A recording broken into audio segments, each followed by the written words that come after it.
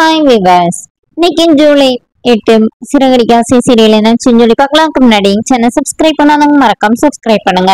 இன்னைக்கு என்ன அப்படின்னு சொல்லி பார்த்தீங்கன்னா, இங்க வந்து முத்து வந்து இவங்க இந்த மாதிரி ரெஜிஸ்டர் மேரேஜ் பண்ணோம் அப்படின்னு சொன்னதா அவர் வந்து நம்பாம அருணை வந்து திட்டுறாரு. நீ எப்படி ஏமாத்தி இந்த மாதிரி சீதா மனசை மாத்தி இந்த மாதிரி பண்ணிருக்க பாத்தியா மீனா, நீ இவளை என்ன சின்ன பிள்ளை நினைச்சிட்டு இருந்தா, ஆனா அவ எவ்வளவு பெரிய வேலை பார்த்திருக்கா பாரு அப்படின்னு சொல்லி ரொம்ப வெகுளியா பேசிட்டு இருக்கிறாரு.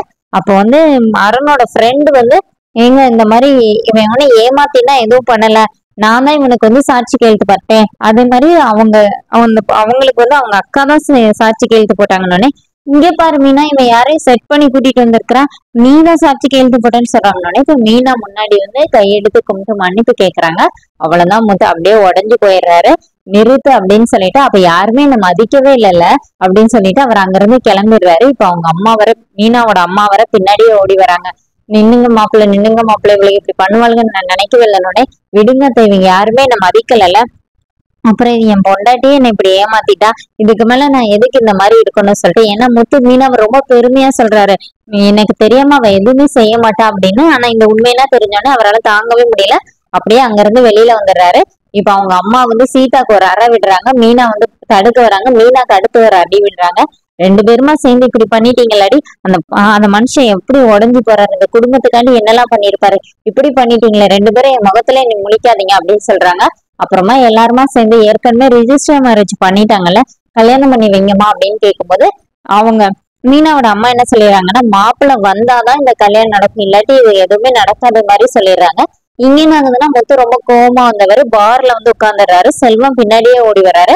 இப்ப உடனே முத்து 3 கப்பு ஊத்தி வச்சிருக்கிறாரு. ஒண்ணு மீனா ஏமாத்தினதுக்கு, இன்னொன்னு அருண் வந்து இந்த மாதிரி பண்ணினதுக்கு, அப்புறமா இவரை வந்து அசிங்கப்படுத்தினதுக்கு அப்படிங்கிற மாதிரி ஊத்தி வச்சுட்டு செல்வத்துக்கிட்ட நானா வரமாட்டேன் நீ போ அப்படின்னு சொல்லி அனுப்பி விட்டுருந்தாரு.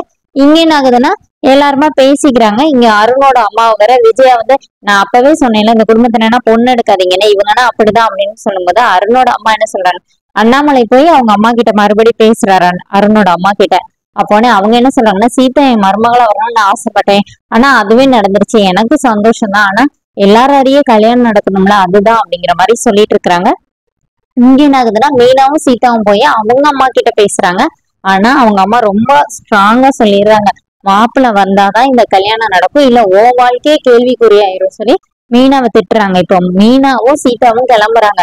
அவர் எங்க இருந்தாலும் காலில் விழுந்து அவரை கூட்டிட்டு வரேன்னு சொல்லிட்டு கிளம்புறாங்க. சத்யா கிட்ட வந்து உங்க அம்மாவை பாத்துக்கோன்னு சொல்லிட்டு ரெண்டு பேருமா கிளம்பும் போது செல்வம் தடுக்கிறாரு. நீங்க போக வேணாமா, அதை சொல்றதுக்குதான் நான் வந்தேன் அப்படிங்கிற மாதிரி. அதோட என்னோட எபிசோட் பண்ணிட்டாங்க. நாளைக்கு என்ன அப்படின்னா, பார்ல முத்து குடிச்சிட்டு இருக்கும்போது இன்னொருத்தர் வர்றாரு. வந்து இது வந்து உன் பொண்டாட்டி, இது வந்து நீ சொன்னால அருணாவே, இது வந்து உன் பொண்டாட்டி, அவனும் ஓடி போயிட்டாங்கன்னு அடி நடிச்சுட்டு நேரா வாசல் கிட்ட வந்துட்டு, இங்க பாருடா, என் பொண்டாட்டியை பத்தி மட்டும் எதுவும் தப்பா சொல்லாத, கண்ணகி இருக்கால கண்ணகி, அதுக்கும் மேலாவ அப்படின்னு சொல்லும்போது கரெக்டா மீனா கார்ல இருந்து இறங்குறாங்க. அப்படியே அவங்களுக்கு கண்ணெல்லாம் அப்படியே கலங்கி போயிருக்குது. அதோட என்னோட எபிசோட் பண்ணியிருக்காங்க. தேங்க்யூ.